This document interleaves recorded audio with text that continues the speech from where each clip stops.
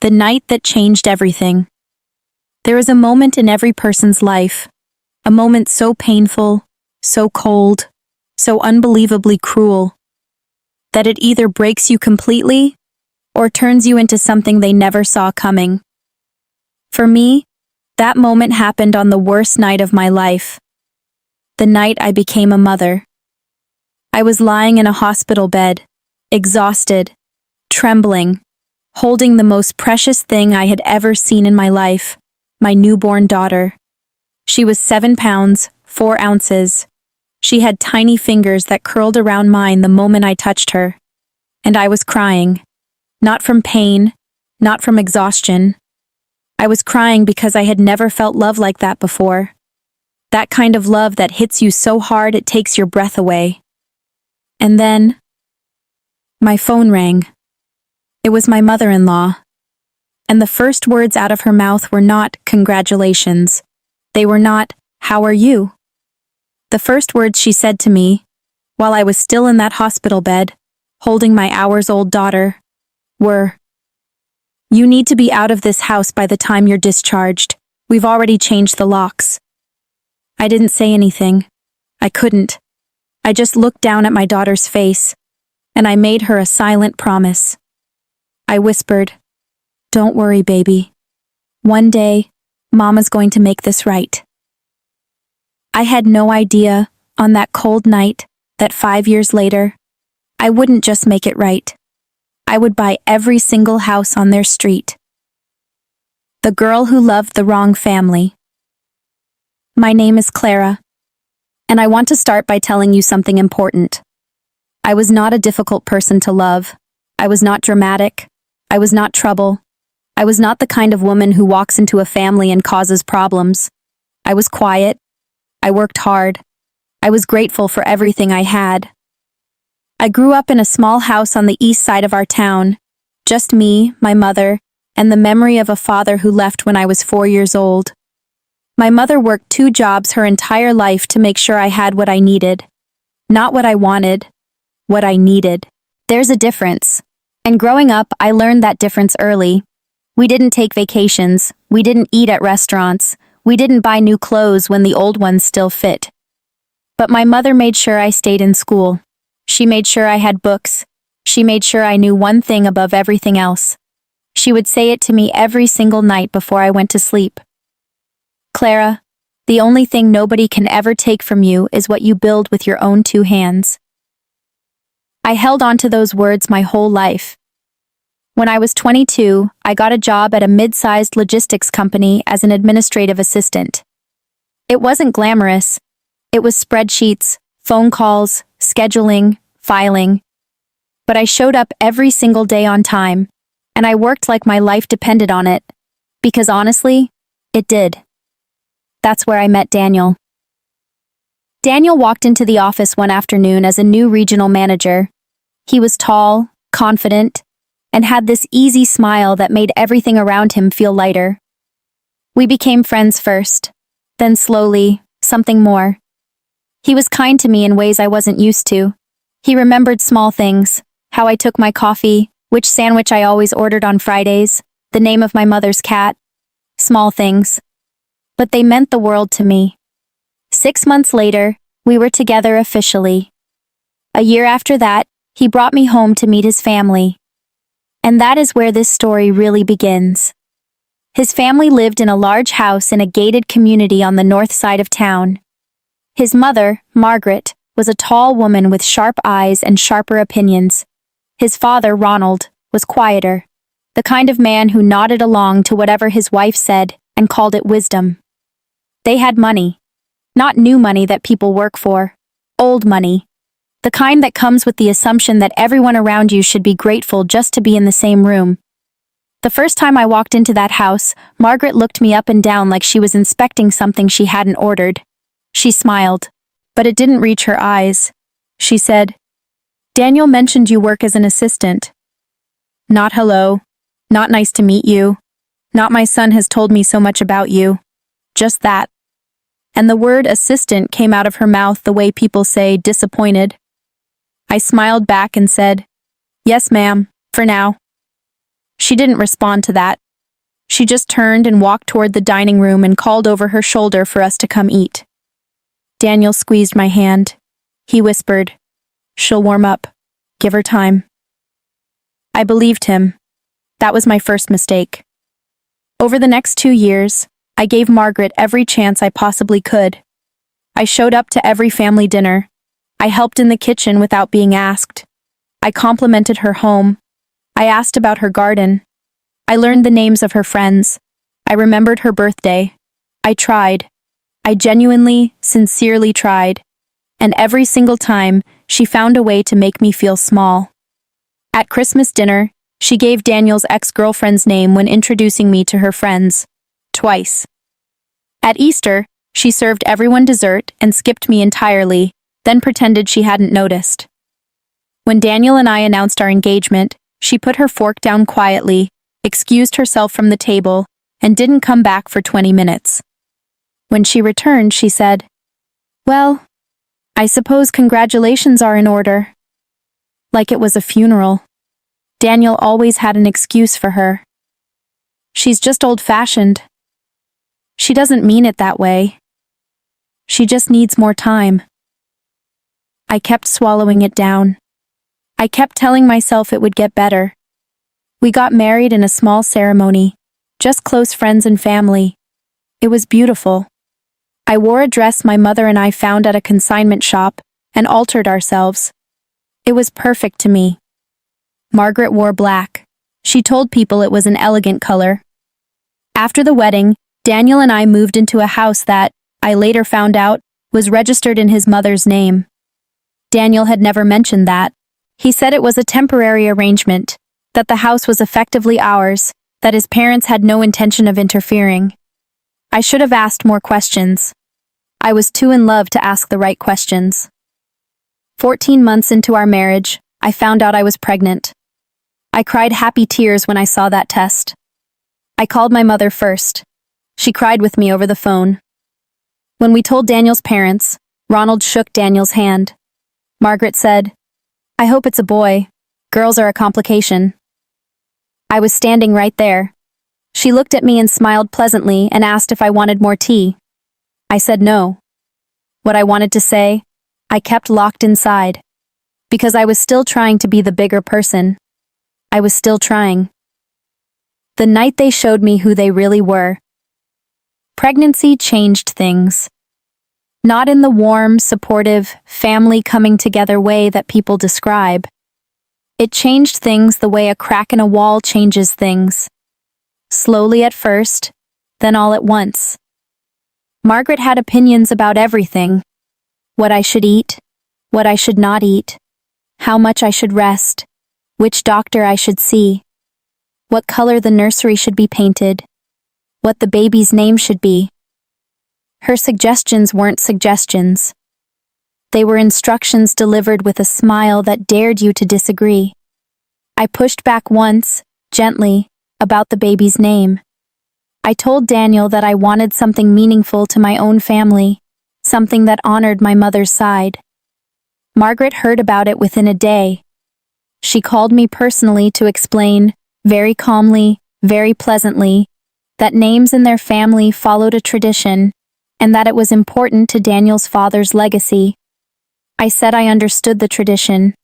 I said I also had a family. There was a pause on the line. Then she said, "Well, you're part of our family now. That's what matters, isn't it?" As if my family before Daniel simply ceased to exist. I didn't fight it. I told Daniel about the call. He looked uncomfortable, which meant he already knew she'd called, which meant she'd called him first. I let it go. I kept letting things go.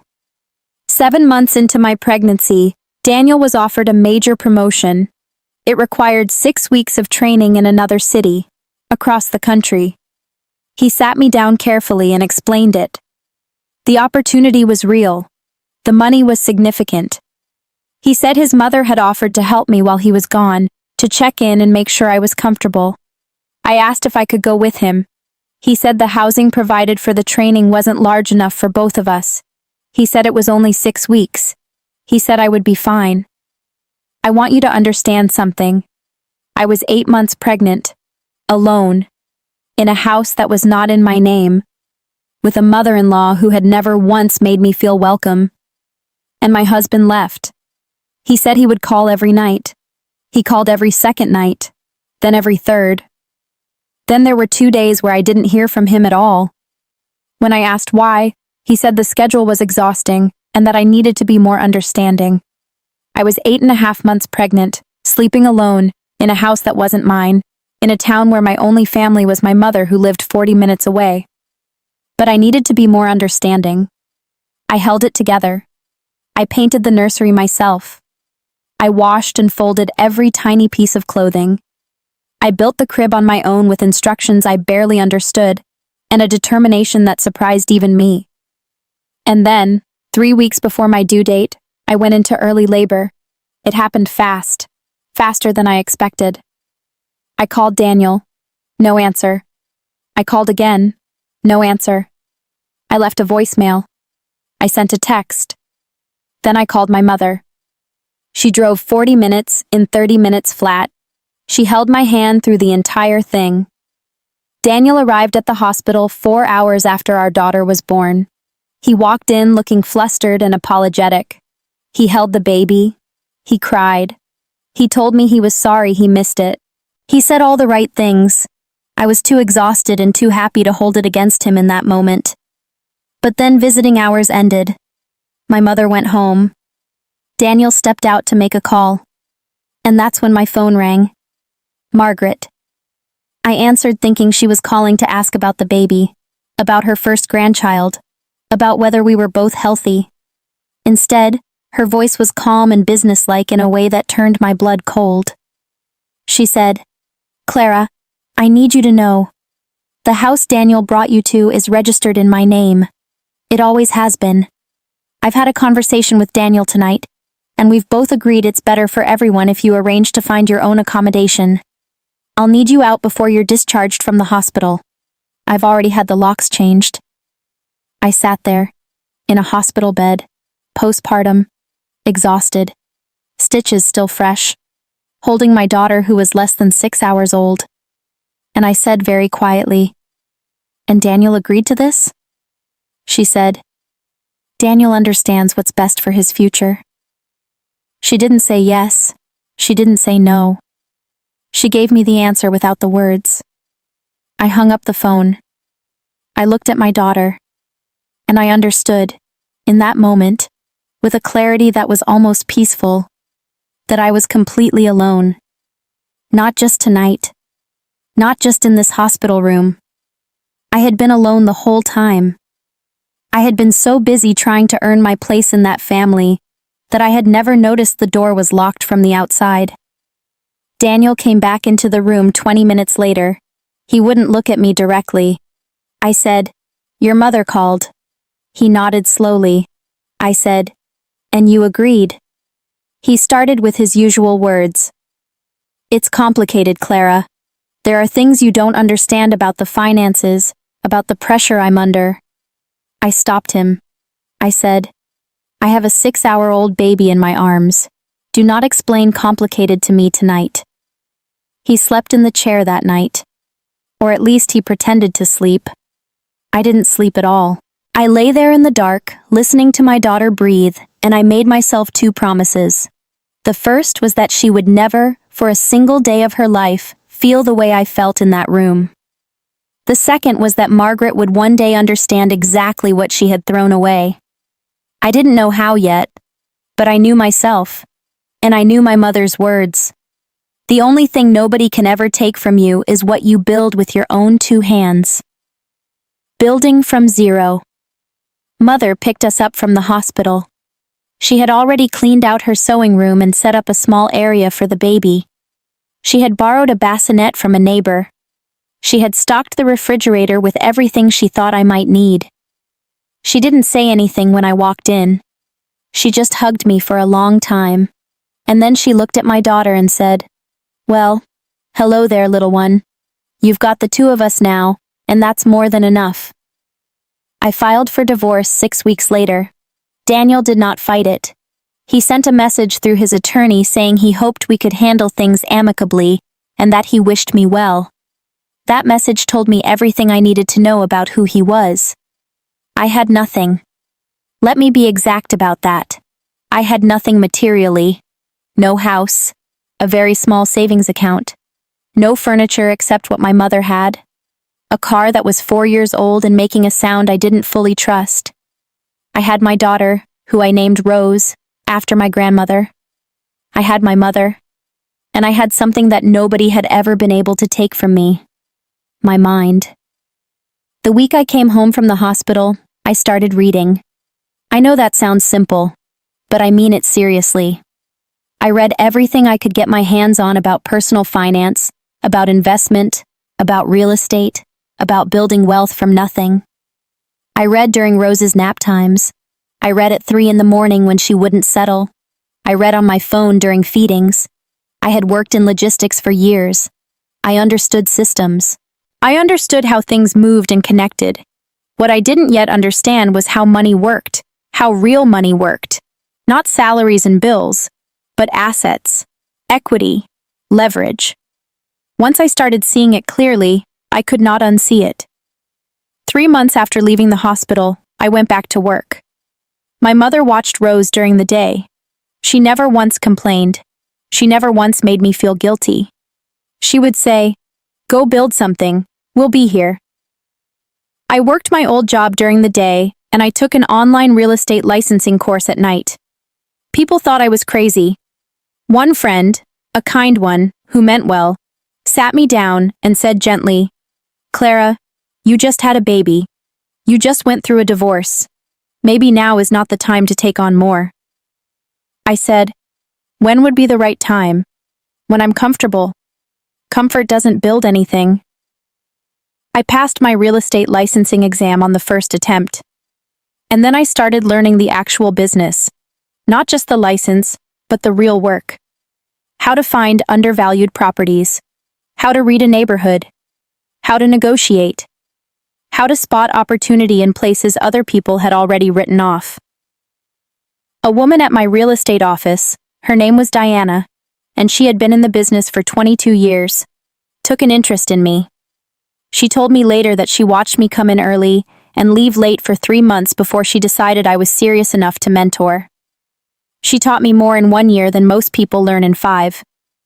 She showed me how to find properties that were distressed, owners who needed to sell fast, houses that needed work but sat in good locations, deals that were overlooked because they required patience. Patience I had. After everything, patience was the one thing I had in abundance.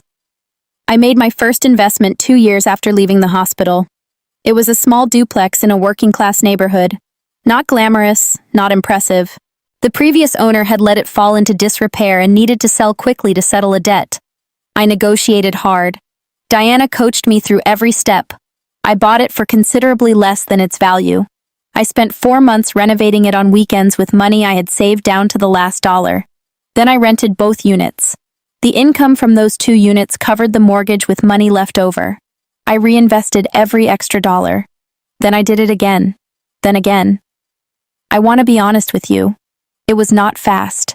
It was not glamorous. There were months where I was exhausted beyond description.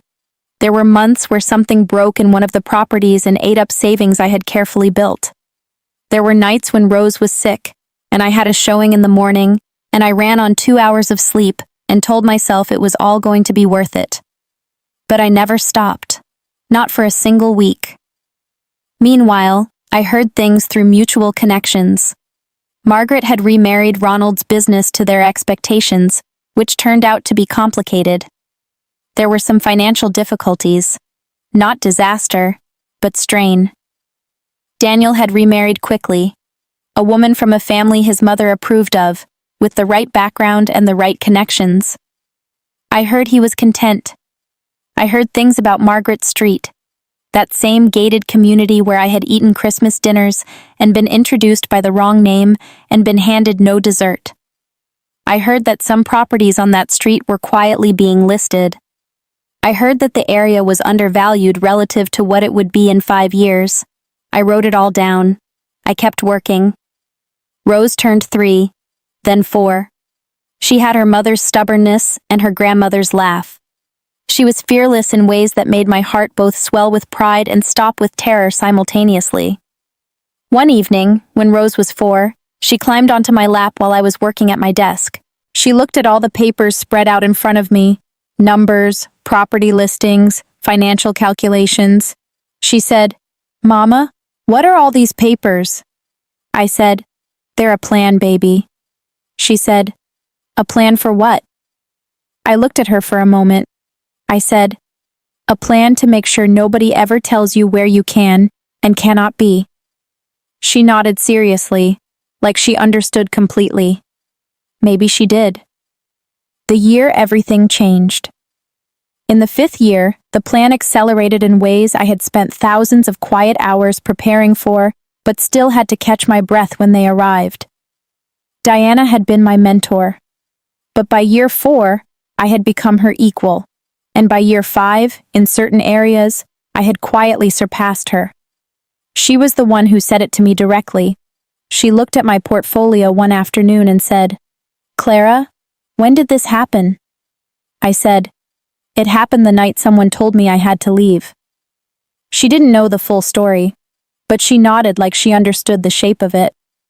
My portfolio had grown to 11 properties across 4 neighborhoods.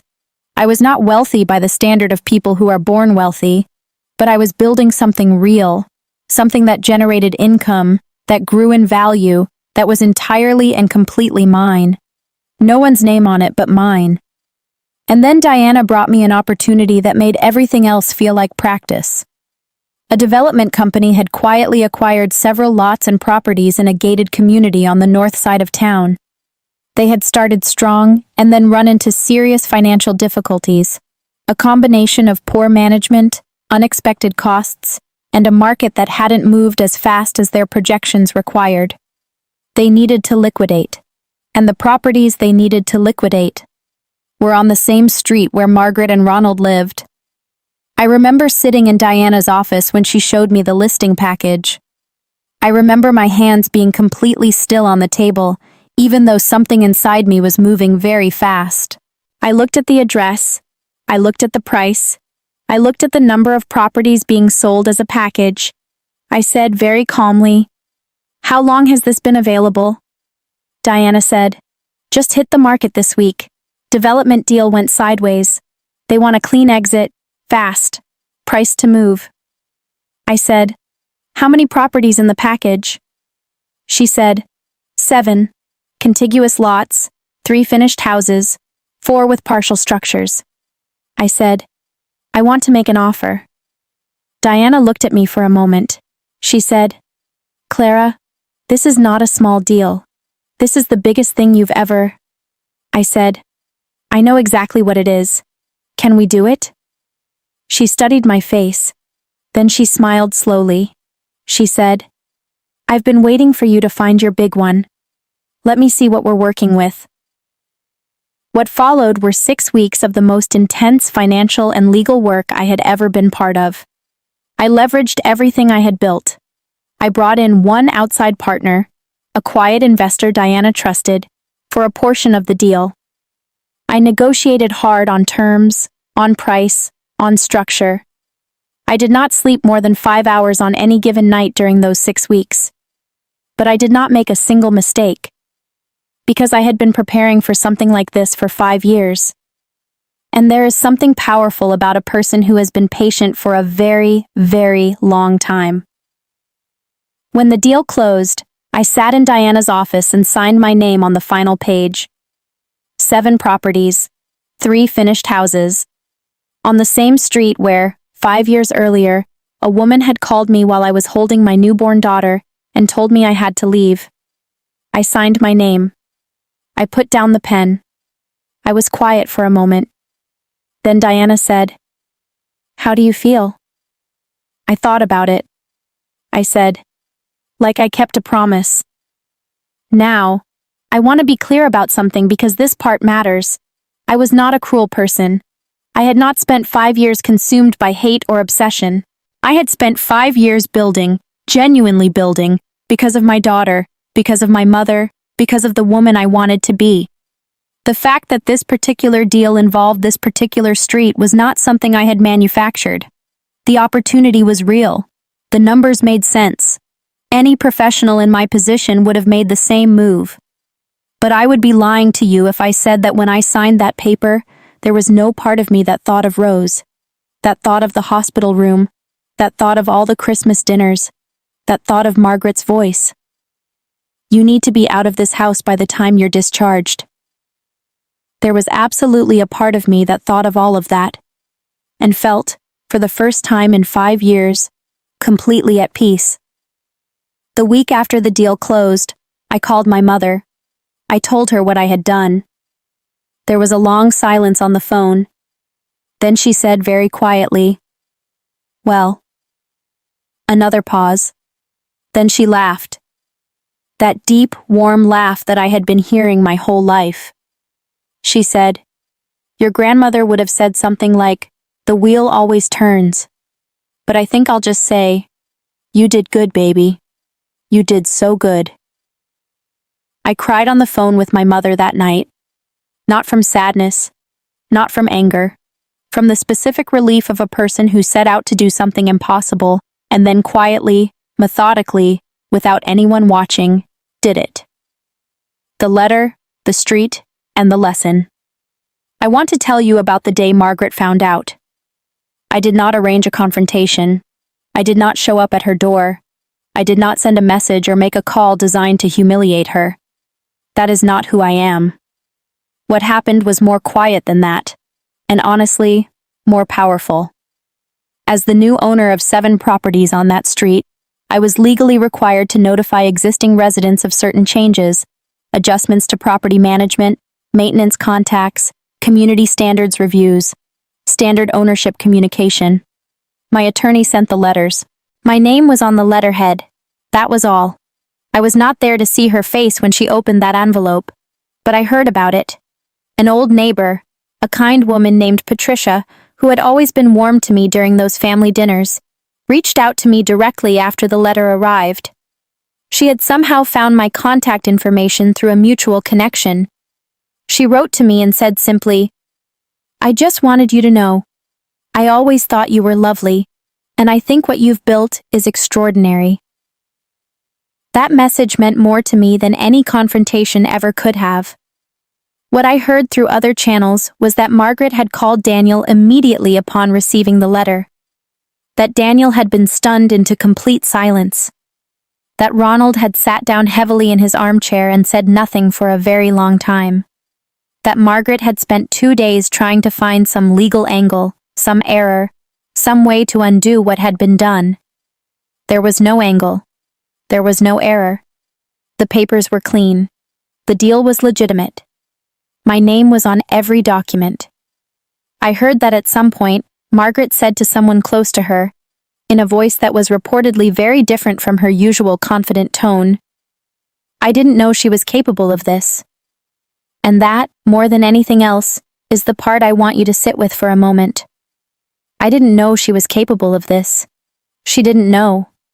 She looked at me, a quiet girl from the east side of town with a small savings account and an administrative job, and she decided she already knew everything about what I was and what I wasn't. She decided I was someone she could dismiss. She decided I was someone who could be handed nothing and would simply accept it.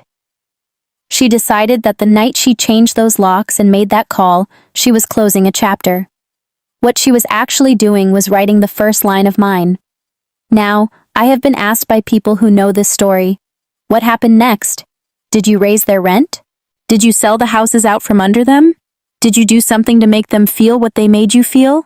And the honest answer is, no. I managed those properties professionally and fairly. I had no interest in cruelty. I had never had an interest in cruelty. What I had an interest in was building a life that proved something. Not to Margaret, not to Daniel, to Rose. I wanted my daughter to grow up watching her mother build something real. I wanted her to see what patience looked like, what discipline looked like, what it meant to take the worst night of your life and turn it into fuel instead of poison.